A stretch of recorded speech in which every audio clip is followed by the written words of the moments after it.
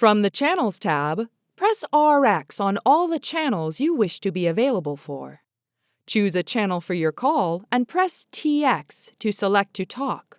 See the PTT button turn green. Press Push to Talk to initiate the call. Upon hearing the grant tone, begin speaking. Release the PTT button when you are finished speaking.